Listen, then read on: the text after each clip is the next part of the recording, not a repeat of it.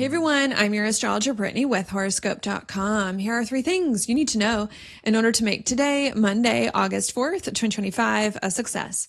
Now, let's go ahead and let's hop right into it. The first alignment I'm going to talk about is, yes, going to be one that I've been talking about the past few days, but hang in there because I always try to get at least one that is unique to today. And that'll be the last one. So we're going to start. The first alignment I want to talk about is the Sun conjunct Mercury retrograde, which it has done the past few days prior to this one.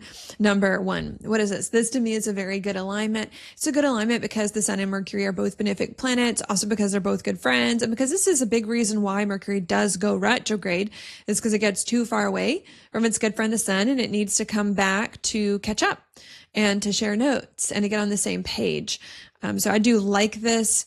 And this does happen once every Mercury retrograde and marks the halfway point of the Mercury retrograde cycle. What is this all about? Well, in order to explain what a good thing this is about, I want to first just take a look at Mercury retrograde of itself, which isn't that great of a thing all the time. And that's because when Mercury goes retrograde, it appears to be moving backwards in the sky, and that can bring a feeling of moving backwards in life or stuckness or blockage or just not able to move forward. And usually, in my opinion, it's because the sign that the planet is retrograding in, we're not doing enough or well or in the best way that we need in order to move forward, right? Which is making us feel stuck. And in this case, it's in Leo, Mercury retrograde. Leo is a lot about our identity. And I think having a higher sense of self, it's also too about our heart and our passion in following that, say over logic and responsibility. In addition to that, it also too is about courage, getting the courage to kind of follow through on a higher sense of self, on things that you're passionate about, because sometimes that does feel a bit risky as well. And I think that that's something that we haven't had in a while, which has been keeping us stuck, that we're now trying to get in order to get unstuck, unblocked, and to move forward. And with this good alignment with the Sun conjunct Mercury retrograde halfway during the Mercury retrograde cycle, this to me is very positive, helping us to do that, sure, because the Sun is in Leo, its home sign where it really likes to be. And also too, because when planets make a conjunction with one another, they kind of restart each other, refresh each other, recalibrate to kind of do them in a different and better way. So I think this is meant to be helpful and to give us kind of a restart, to kind of refresh our identity and our perspective, to get on board with a higher sense of self, passion, and courage. So that's the first thing that I want to say today, is that I think that we felt stuck for a while, blocked, and able to move forward because we haven't seen ourselves highly enough, haven't been listening to our heart and what is passionate for us enough, and haven't had enough courage to follow through on all of that. That's been hard. But even though that's been keeping us stuck, we are starting to overcome that. We're starting to see ourselves differently, get that courage, and listen to our heart in a way that we haven't before. That then leads me on the second thing I want to talk about, which, yes, also is going to be an alignment that happened prior to this. And that's going to be that first quarter moon in Scorpio that happened on Friday, August 1st, that this chart is still set for. I know that because I've got the moon here in Scorpio making a square over here to the Sun in Leo. And when the moon squares the Sun from this angle, that is a first quarter moon, and it's in Scorpio because that's where the moon is number 2. This to me is a positive thing because it's a significant moon phase, and I just tend to like those. Because I think they're meant to help us learn and grow. What is the good thing going on? Well, first quarter moons are all about movement, action, momentum, and progress. Scorpio, being correlated to Pluto, is a lot about change and transformation, especially in a way that's more permanent, deep, and long lasting. It, to me, especially indicates an internal transformation with it being a water sign, but it can also indicate as well a transformation with relationships and money, since Scorpio also does have to do with that as well. That I think we've been doing. Not only that, but I also want to note as well that the moon doesn't like to be in the sign of Scorpio. And that's because change and transformation is an intense process that can be emotionally overwhelming or just require a lot, especially if we're working with relationships and money to work through. That's happening, but I think is meant to be positive at this time, and that I think we have done and are doing. So that's the second thing that I want to say today, is that we've been stuck for a little bit because we haven't seen ourselves more highly. We haven't tapped into our heart and our passion and had the courage to follow through on that. But we are starting to recalibrate and correct that. so that we can have more courage and passion and all of that. And not only are we starting to recalibrate and correct that, but that is leading to a very big and significant permanent change and transformation within ourselves, our relationships, and money more towards that fact that may feel a little intense and overwhelming and have at times, but that we are doing nonetheless. That then leads me now to the third and the last thing that I want to talk about today, which is going to be where the moon is today, because the first quarter moon was on Friday, but the moon moves very fast and has moved on since then. And today is somewhere over here in the sign of Sagittarius, the middle degrees, where it is making a square to the nodal axis, which includes the south node here in Virgo and the north node here in Pisces, number 3. Now, this in some ways is a little bit of a challenging alignment because it is a square to the nodal axis, and a square to the nodal axis in evolutionary astrology, which is what I do, is considered a skip step. And it's considered a skip step because the planet that's squaring the nodes, in this case, it's the moon. It's not a planet, it's a luminary. But the thing that's squaring the nodal axis tends to get confused. What do I do? Do I do the south node or do I do the north node? I don't know.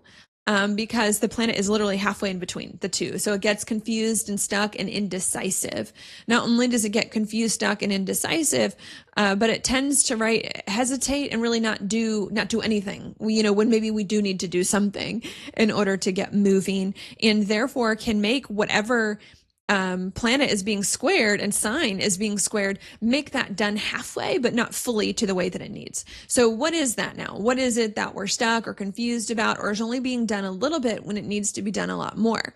Well, that's going to be the Sagittarius where the moon is. Sagittarius is a lot about new things or trying new things. It's also too about understanding things, wisdom, learning. It also too is about experimentation and exploring, being correlated to Jupiter, and being a fire sign too is about like passion, right? And following our heart and some of those other things that we've been talking about. And this can indicate that we're starting to get that a little bit. We're starting to feel a little bit more like someone new and different, especially if we're getting more courage and following our heart and seeing ourselves in a different light. We're starting to get that a little bit. We're starting to understand that a little bit. We're starting to experiment with that a little bit, but just not fully enough. We're not fully letting ourselves go to embrace the new and to try things in a new way and to adjust our belief systems to get to the new version of ourselves that we're now becoming, which is making us today all of a sudden feel stuck or held back or just not able to move forward or tap into some of the exciting energy around what's really going on here and what's really happening. That can be difficult. So I think that's the third and the last thing that I want to say there. Even though there's a lot of transformation within ourselves and relationships and money to kind of be different and much better for us, we're kind of stalling out. We're kind of stalling out today and not fully letting ourselves kind of finish it or go there all the way that we might need. Hey, because that's going on and that is a little bit of a challenge, I'm now going to try to give you a little bit of advice to help you out. And the advice that I want to give you is going to be back to that skip step. The moon in Sagittarius square the nodal axis, because according to evolutionary astrology, which is what I do, there is advice on how to resolve this and on how to get unstuck. And the way to get unstuck when you're dealing with a skip step is to focus on the node that the planet, in this case, the moon, a luminary, that is being squared last touched most recently before this square happened.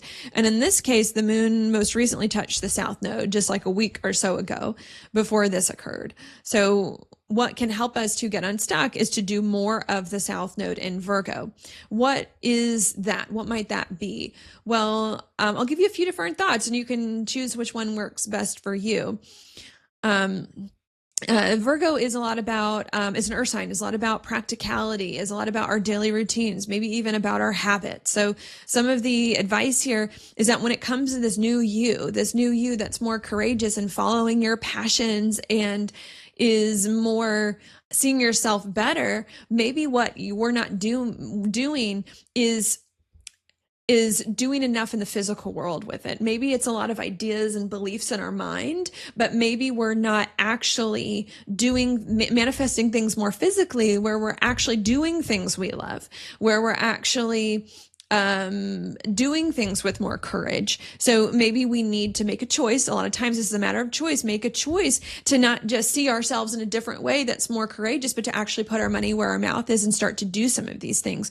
Not only that, but Virgo is a lot about habits. So not only do we maybe need to do some of these new things where we're following our passions on a daily basis and having more courage on a daily basis, but maybe we need to make it more of a habit, not something we just do once daily and then we never do it again, but we need to create more of a routine around something where we're doing these things that are more passionate to us day in and day out every single day, and where we're having more courage every single day in order to get where we need to go.